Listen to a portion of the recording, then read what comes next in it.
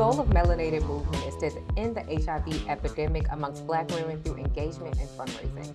Today we have with us Allanah, and she's going to be answering some questions for us today. So thank you, Allanah, for joining us. Thank you.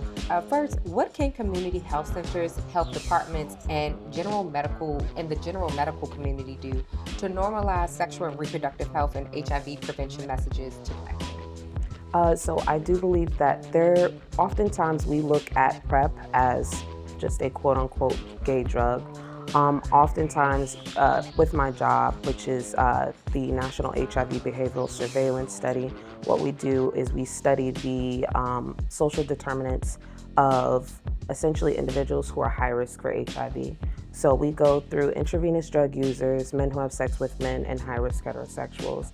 And oftentimes from what we're seeing in our other demographics, such as intravenous drug users and high-risk heterosexuals, is that people are simply not aware of what PrEP is.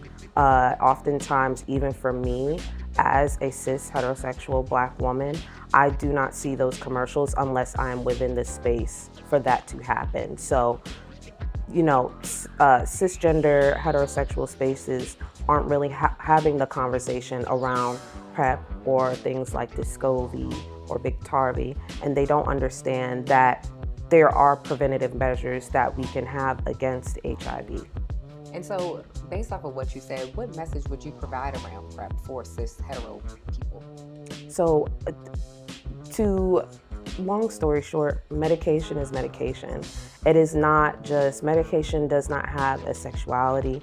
Medication doesn't have, so to me, it's definitely for us to look at sexual health with a lens that is not shameful.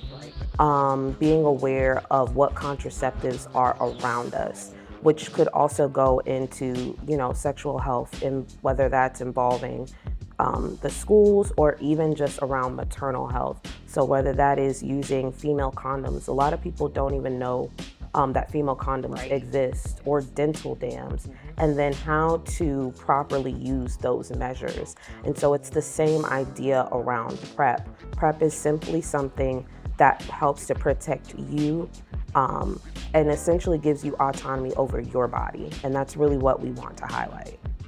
And I love that. And so when we talk about community and resources, what resources can community provide to Black women to ensure their reproductive rights are honored?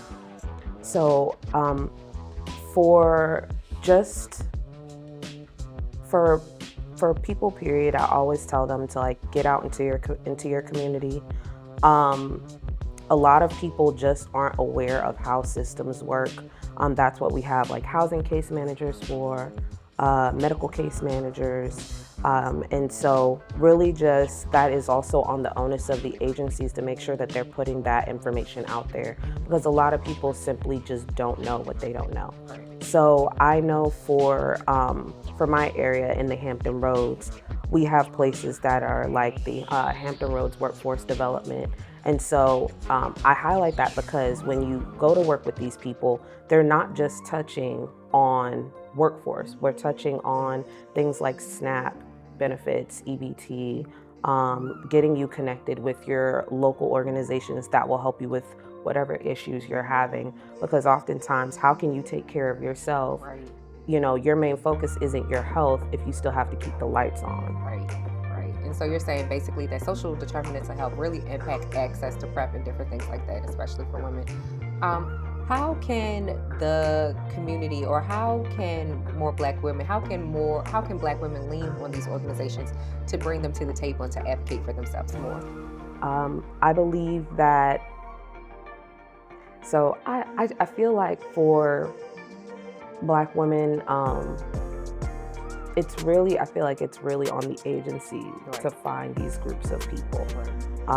They're there. They're not particularly in hiding. And so I know for my job, we really make it a point to show up in the community and where these people are. And so that's also what makes it more accessible to folks to find these resources.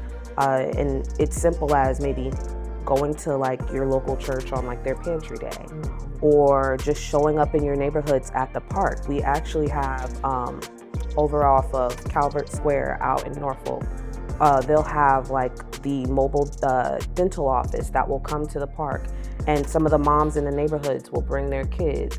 At the LGBT Life Center, which is where I work, they'll bring the testing van and they'll do HIV testing. They'll also bring condoms. They'll bring different, just like little hygiene bags and such.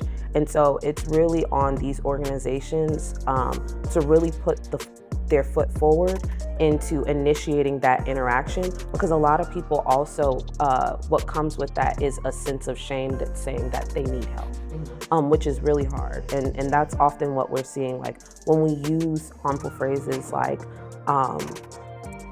food stamp queen, or welfare queens and stuff like that. And so a lot of people associate help with shame. And so we don't want people to be shameful, but we also understand the stigma that is around that, and maybe allowing, by showing up in these areas where they don't have to, it's more convenient for agencies to show up in these areas. Not only would they get more people, but it's a sense of, it's a safe space for these people, right? Because it's you show up to an open field in the park, it's free. Right. And so, yeah. Thank you for that, Allanah. And so what I'm hearing is that these agencies need to do more, but also meet communities where they are and provide spaces that are free from shame and stigma and allow more access to HIV prevention. So thank you so much, Allanah, for talking with us today. It was a pleasure. Thank you. Thank you.